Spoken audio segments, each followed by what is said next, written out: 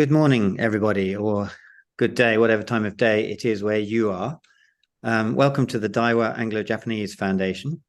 My name is Jason James, and I'll just briefly introduce our two speakers. We have Professor Hitoshi Tanaka joining us from Tokyo, and Professor Sir Lawrence Freedman, who is in London.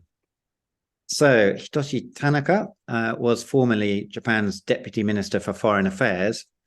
So he was a top advisor to then Prime Minister Junichiro Koizumi. He is now Special Advisor of the Institute for International Strategy at the Japan Research Institute, and he's a Senior Fellow at the Japan Center for International Exchange. He has also been a visiting professor at the University of Tokyo, and has degrees from Kyoto and Oxford universities. And our moderator today is Professor Sir Lawrence Freedman. He is Emeritus Professor of War Studies at King's College London. He was Professor of War Studies from 1982 to 2014, and Vice Principal of King's from 2003 to 2013. And before that, he was at Nuffield College, Oxford, the International Institute for Strategic Studies, and the Royal Institute of International Affairs. He became a Fellow of the British Academy in 1995, and in 2003, he was awarded the KCMG. So without further ado, I'm going to hand straight over to Professor Hitoshi Tanaka. Thank you. Thanks very much. I'm so pleased to get back to Daiwa Foundation because while I was in London, I sort of appeared in front of you several times. But after, I don't know, ages, I am now here. And I don't claim myself as a great expert on the subject of Middle East, but I'm more to talk about general perspective, how this Israel-Palestine situation affect Japan and affect the region of East Asia as a whole. Let me start with Japan's response to the affairs, to the terrorist action on the part of Hamas on Israel, and Israel, what shall I say, very aggressive entry into Gaza. There are three constellations Japan all the time has. One, I mean, Japan's hand is not dirty in Middle East. We are not involved in a war. We did not associate with the sort of confrontation with those nations in the Middle East. Therefore, Japan's hand is free. Japan has got certain freedom in Middle East, but we have three basic considerations. One is a consideration as an ally of the United States. As you know, Japan is heavily dependent on American security umbrella. Therefore, we have to be very careful about the political sensitivities on the part of the United States in relation to Israel, in relation to the region. Obviously, this is the, I mean, we are approaching to the presidential election next year. And I spent 6 years altogether in Washington, and I know how strong this Jewish influence is. And also there are Evangelion Christian influence as well. Therefore, the US administration hand is not free. They would have to consider very carefully about how strongly support Israel.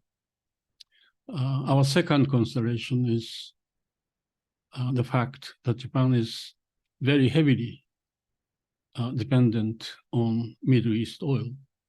More than 90% of our total oil requirement comes from Middle East. Therefore, we should like to maintain a good relationship with Arab nations as well as Iran. So this is our second consideration. Third consideration, obviously, is more sort of genuine uniform consideration that we would like to avoid this type of humanitarian crisis. This is, I do think that Israel has done too much to violate the humanitarian regulations. Therefore, we would like to have it stopped as soon as possible. Those are three basic considerations we have. Japan's sort of attitude may not be as clear as we wished for, because those are conflicting interests indeed.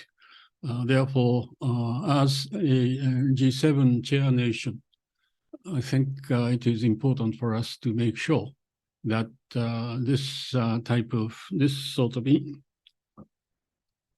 situation, humanitarian violation, will be stopped as soon as possible.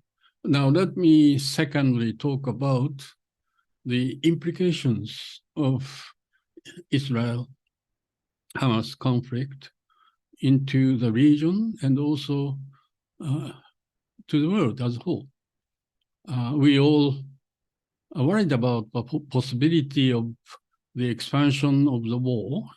We see already actions on the part of the groups of people like Hezbollah, like Houthi, and again, they take advantage of the situation and they try to expand the war. They try to target the United States as well. I don't think Iran has interest in joining in a direct combat with Israel. I'm sure they would not like to be doing it. But yet, those organizations, armed organizations, do have interest in expanding the combat situation vis-a-vis Israel. But I think we have thought that for the meanwhile, after the American withdrawal from Middle East, after this Arab peace initiative, Abraham agreement, and all sorts of things, there we had expected some kind of peace in the Middle East, a peace between Israel and Saudi Arabia and Iran, and also thing. Now, I think, to be very honest, Hamas was successful in bringing back the situation to the original, quite conflicting, unstable situation in the Middle East. A pity, but yet you can't help. We were, in a sense, more worried about the division which may come about in the international community as a whole. We all know that Russia has interest in siding Palestine. China has got certain agenda in Middle East. And if things become more sort of uncontrollable, we may see the situation where some type of division between China, Russia, Iran versus Western part of the world, the United States, Europe, Japan, and this is very much possible if things are not settled in Ukraine, things are not settled in the front of US-China confrontation. I am a little bit, my sort of worry is somewhat soothed to have known that the San Francisco US-China summit managed to create certain agreement. Agreement meaning that let us not make confrontation into collision. Let us maintain dialogue among themselves. Those are two clear agreement between them. But yet, depending upon the situation in Middle East, depending upon the situation in Ukraine, there may be a situation where we see quite a divide, and that divide may be called as Second Cold War. We all need to avoid it because I think we stand to lose a lot by this type of division. Therefore, Japan and UK, those two nations are particularly sort of interested in maintaining the what we call globalization and also avoid severe division, which may exist as a result of the wars in Israel and also in Ukraine. Finally, let me add one of my strong concerns, seeing Israel-Hamas conflict and also Ukraine situation. The concern I have is that America has lost a sort of authority as a world leader. And again, I am afraid that America is losing its deterrent power by too much attending to the domestic interest. And again, this coming year, this is a presidential year, and if Trump is re-elected to the president of the United States, this America First propaganda, meaning that America is more domestic oriented than ever. This is clearly the sign of America losing its authority as a world leader. This is not a good news for the country like Japan. I would hope that the United States would be able to stop the current conflict in Middle East so that America can act as a leader of the world. I think two countries, Japan and UK, have special interest in preserving American authority as a leader of the international community. Therefore, we don't see a kind of unilateral American authority or American deterrence power. Everything into the future would be more of the partnership type, more of the collective responsibility, more of the collective deterrence.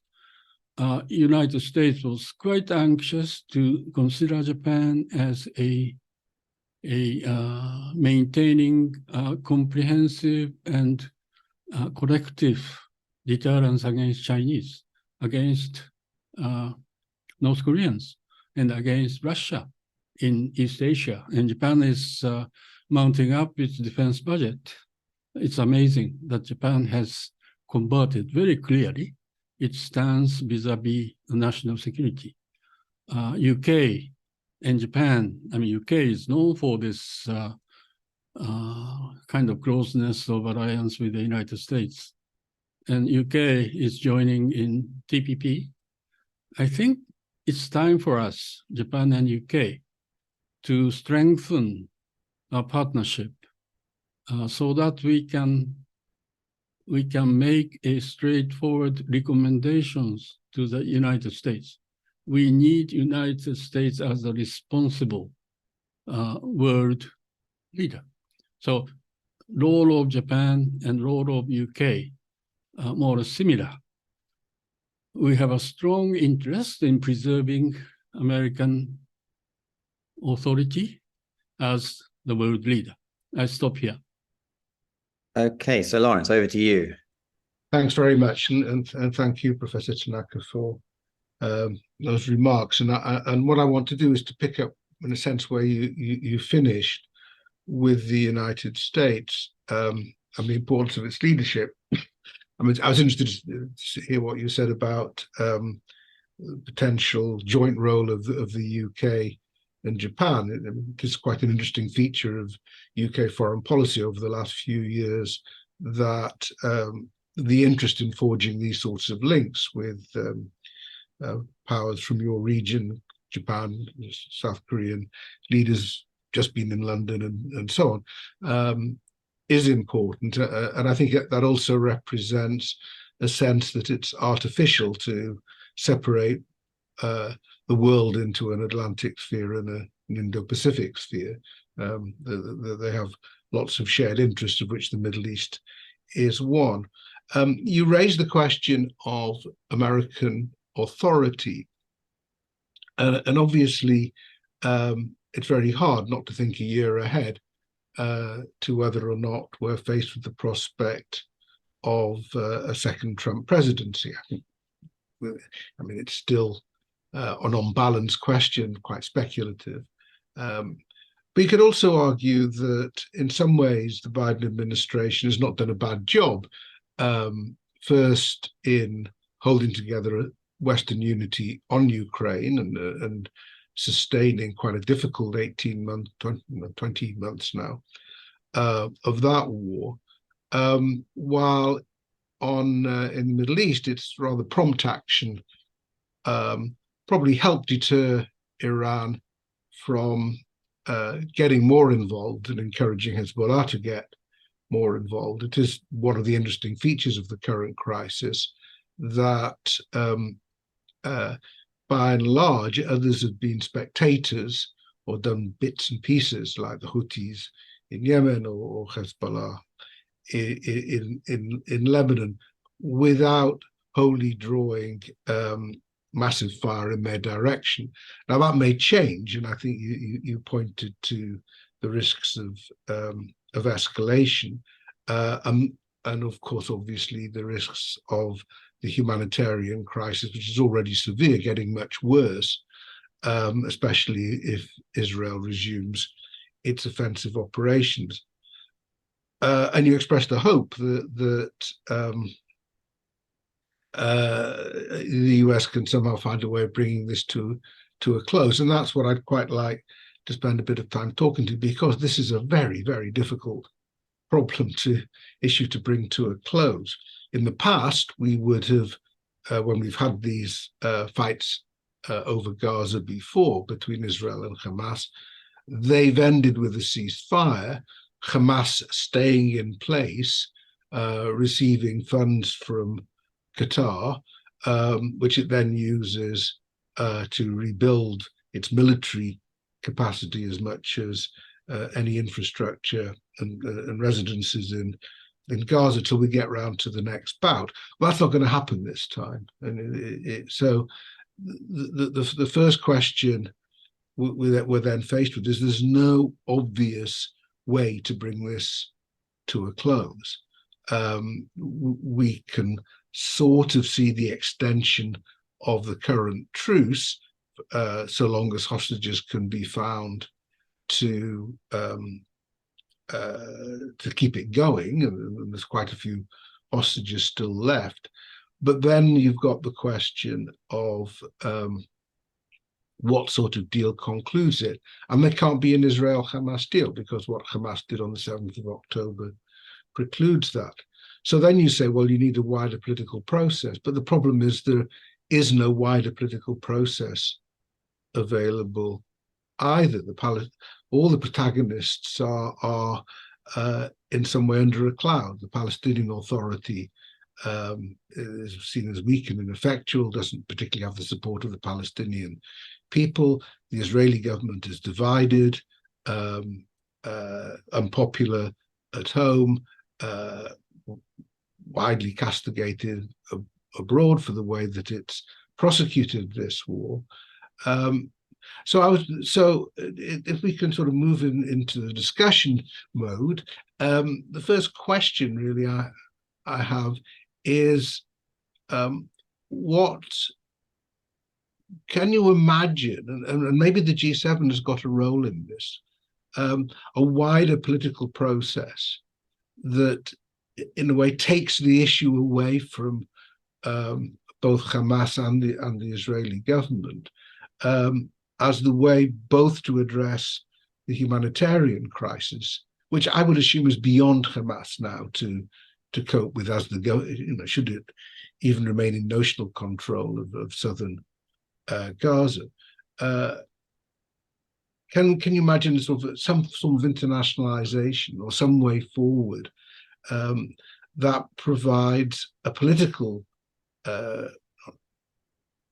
process? I mean, the solution seems a bit optimistic, but something political that could at least draw this fighting to a close and provide some optimism that a way can be found to address the long-term underlying conflict that keeps on causing these sorts of crises.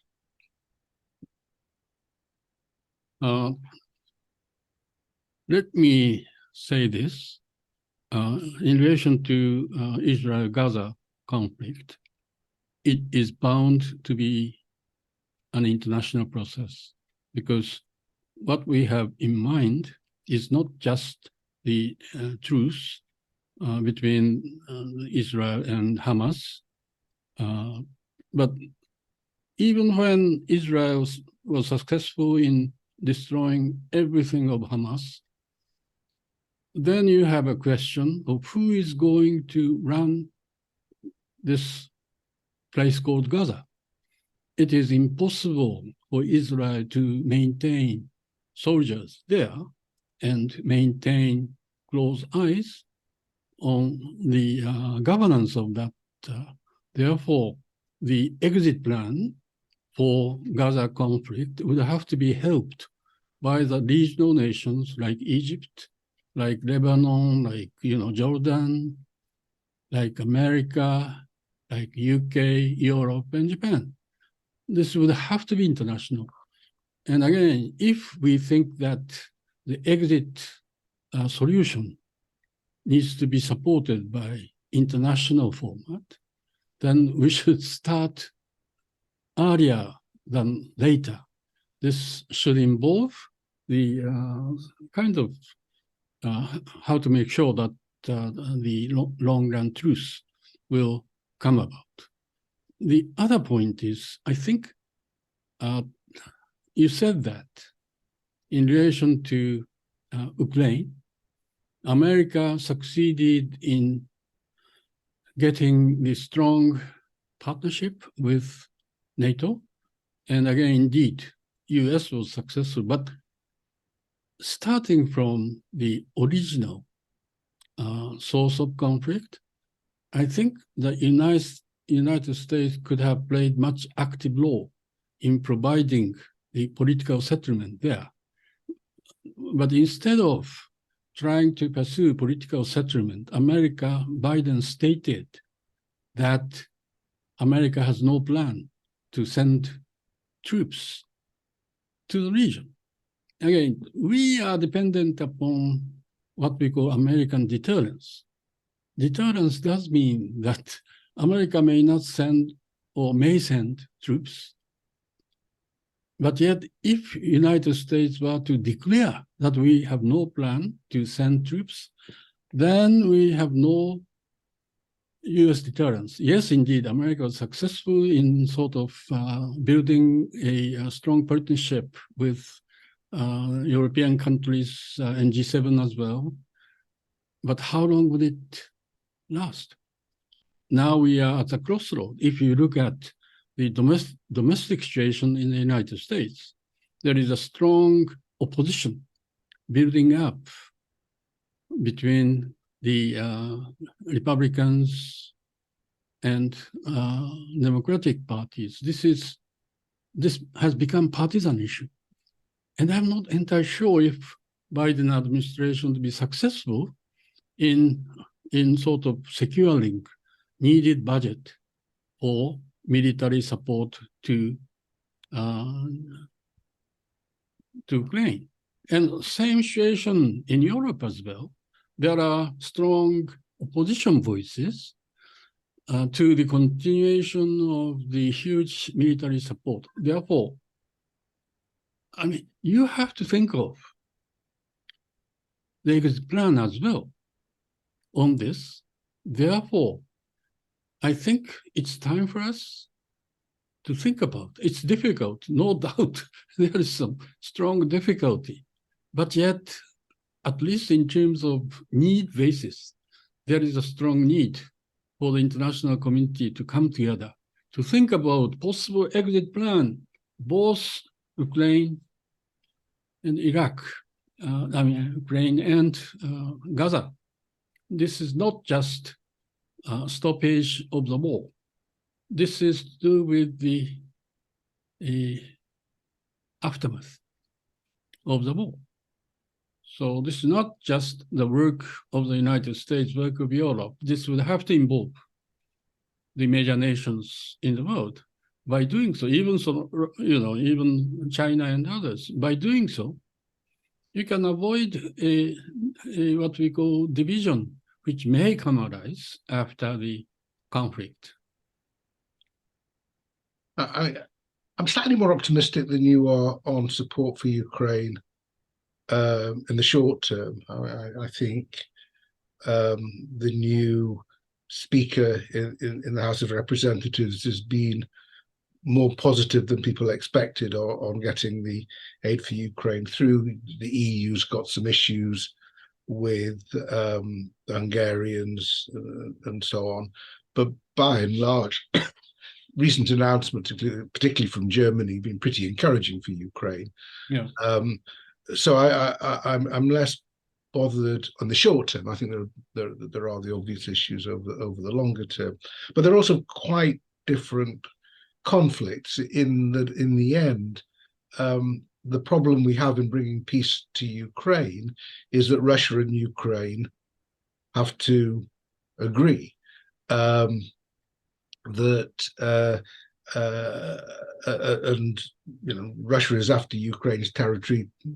Ukraine wants its territory back. It's a zero-sum game. That's why it's very difficult to see a resolution. So you have to think about the long term. And I think it's probably fair to say Europeans are starting to think about the implications of the Trump presidency leaving these issues to Europeans to resolve, and whether they'll be able to cope is another matter. With the Middle East, it's different because it's not going to be a Hamas-Israel agreement.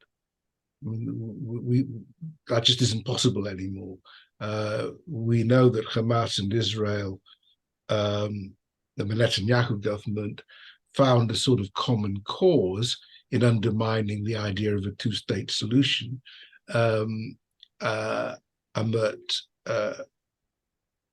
Israel believed that Hamas could be left in control of Gaza while it was much more interested itself in what was going on the West Bank and making things more difficult there. But that has all been blown apart now. So the challenge, it seems to me, with the Middle East is that others have got to play a role. And I just want to push you a bit as to whether, when you're talking about the need for the international community, including Japan, to do this, are you talking much more in terms of how to put pressure on the United States or how to encourage the United States in certain policies, or assuming that maybe we're in a period where Japan and other European countries, other Asian countries have got to come together more and do stuff themselves? Put it more starkly, can you see a role for Japan in a post-conflict set of activities in Gaza? Can you see a much more direct Japanese engagement, or is it largely to be one of encouraging the United States to adopt more sensible or effective policies? Well, this is not black and white, I suppose. One thing is very important. We talk about political settlement, political process and political settlement, both in Ukraine and in Gaza. someone has to take a lead. And it would have to be the United States. It would have to be the United States. Why? Because the United States is the most important key player in NATO. United States is a key backer of Israel. Therefore, without United States leadership, we cannot see any political process, nor political settlement. Point number one. Point number two, but yet America is losing its authority as the world political leader and world, shall I say, military leader as well. America now has to act as a NATO.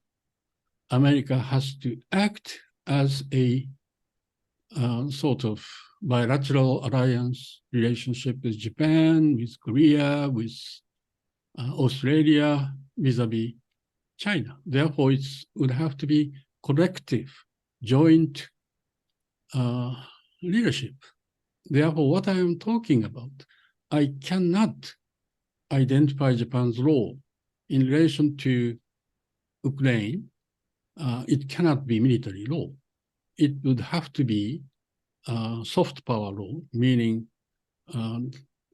what would be the reasonable political settlement after all this loss of human lives, loss of resources.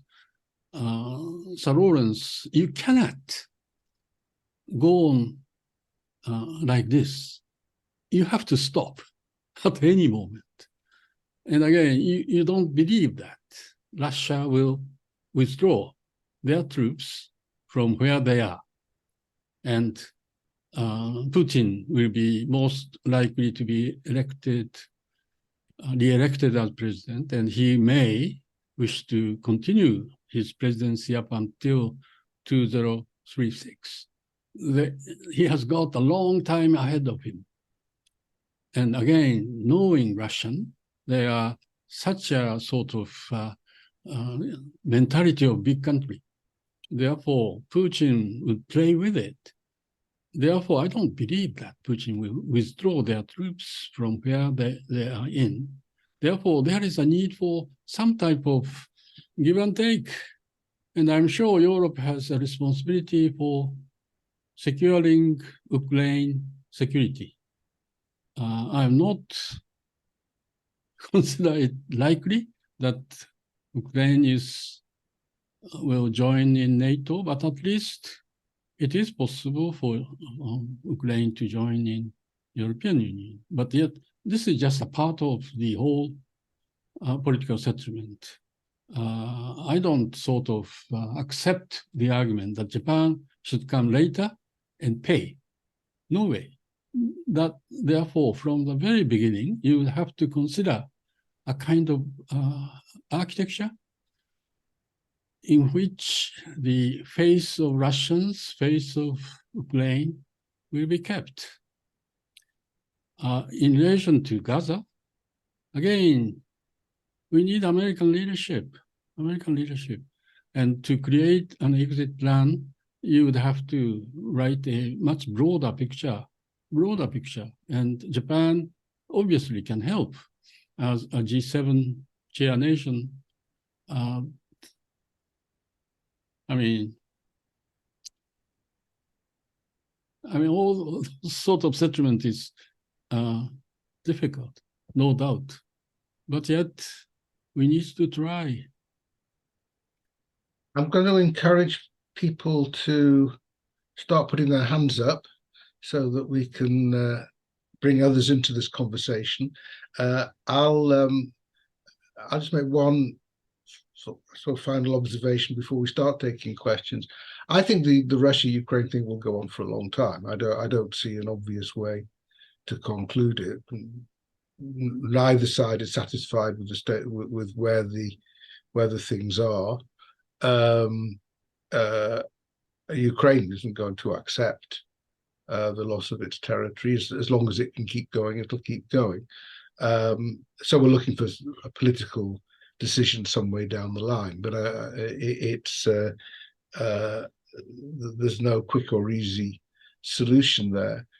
Gaza just seems to be more urgent in a way, because the humanitarian crisis demands, requires early action, and while the UN agencies and others can get relief in, the reconstruction is beyond Hamas, and I think beyond the UN institutions. You need some form of governance. Israel can't provide it. I don't think Hamas can provide it. So who does? So it's not a happy situation, but I think there's an urgency there. Now I'm pleased to see we've got one question.